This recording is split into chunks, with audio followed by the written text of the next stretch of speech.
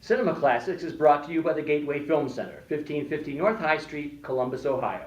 Further details and showtimes online at gatewayfilmcenter.com.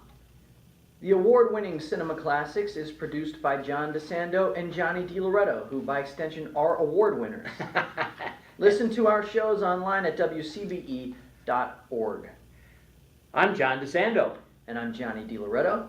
And this is Cinema Classics, and we are at the Gateway Film Center.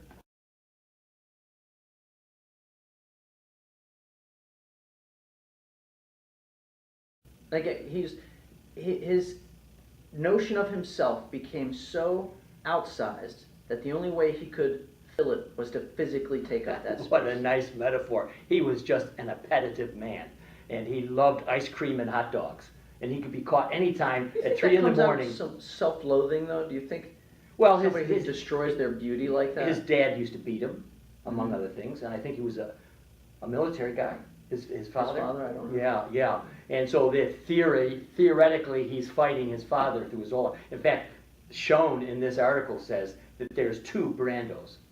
The one who plays himself and the one who plays his father. Oh, that's interesting. Yeah. So, I mean, this is, deeply psychological, but in the end, and I don't disagree with you about the affectations.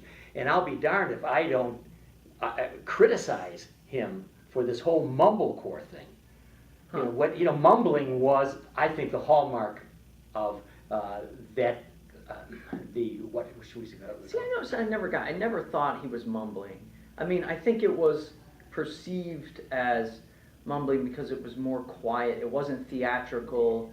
It was, but you understand everything. Yeah, it had its place in giving the naturalistic look. It was standard actor studios fare, I think, to bring it down, to mumble as if you were just feeling this character, dredging him up from your past. You become him, and therefore you're talking to yourself. You're mumbling just like a person walking down the street who's slightly crazed might do. And where I'm criticizing him is for starting this whole thing, because I hate the mumblecore business, because I'm a language guy. Well, and I want every word. That oh, jeez, you're falling apart over there. No. The papers. That brings us back to James Dean. Yeah. And I don't think you can have a conversation about what they did to movies without talking about both of them. I like this little metaphor. I thought one day when I was watching East of Eden once, that James Dean was so raw, and I mean emotionally raw, and so nerve-jangly, that he seemed to me to be what would come out of Marlon Brando if you cracked him open. Nice. If you cracked Brando open like an egg, yeah, out falls James Dean. Okay. Brando's musculature is what kind of, and that sort of beefiness is what keeps you at emotional bay. Sure. And everybody, then when it breaks open, it's really powerful. That's what I think made De Niro and Pacino so attractive as young movie stars. They were carrying the Brando torch. They were tough exteriors, soft interiors, explosive interiors. I think he benefited enormously his whole life, Brando did, from his role in Streetcar Named Desire. And I think that beefiness you're talking about, the real musculature, was something that carried him through to the point where when he became bloated, everybody remembered the beauty that he was. Right. I'm sure that he had more books in his library than most academics. Okay. And he worked on his scripts. Now, first of all, he would not memorize.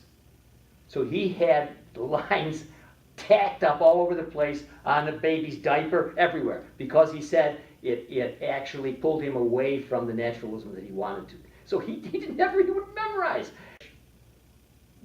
Art-altering talent squanders it and burns it away. Orson Welles. And then Orson Welles. Yeah. Or catch it, like which is not going to happen. Another guy who, by the way, had such an outsized sense of himself that he got physically large to fill the space that the idea of him took up. Who? Orson Welles. Oh, Welles, yeah. Now I'm thinking that won't happen to Daniel Day-Lewis, who was way too controlled in his performance. And that's the difference, right? Daniel Day-Lewis is a genius, no doubt about it. His performances are searing. His performances are, you can't take your eyes off of him. He creates distinct characters from movie to movie. His Bill the Butcher in Gangs of New York is distinctly different from his Natty Bumppo from Last of the Mohicans, distinctly different from his There Will Be Blood character. You know, they're each they exist in their own thing, and they're not, the only thing they have in common is how vastly different they are from role to role. Now, in order to do that, he has to, I think, there's a great deal of artifice there. You know, it's guys and girls like Paul Newman that don't rely on that. Although HUD is clearly a much different character than Cool Hand Luke, who is clearly a much different character than Butch Cassidy. Now, maybe they're not as drastically different, but what he does in each of those films, The Hustler, you know, and Somebody Up There Likes Me, that they're different. How about the score? Yeah, but you know, we're back to Brando again. Yeah, that was a great. You know, finally, after 30 years or 20 years, Brando and De Niro share the screen together and make this crappy. Either. Brando is soul stirring. Yeah. He is soul stirring. When you see him in On the Waterfront, when you see him in, you know, arguably, Edward G. Robinson just popped into my head as a movie star who, when he played a bad guy, and James Cagney, when those guys played bad guys, you still were enamored of them. You still were captivated by them. In the same way, and probably in a different way, because Brando is so sexually alluring to, you know, a lot of people. Marilyn Monroe among them. But Brando in Streetcar Named Desire is a lot like that. He was maybe the first really beautiful bad guy. Yeah. Okay. And, you know, that allowed us access to his interiority that maybe we were denied movie stars prior to that. Well, anyway, he's dead, but I'm beginning to mumblecore now.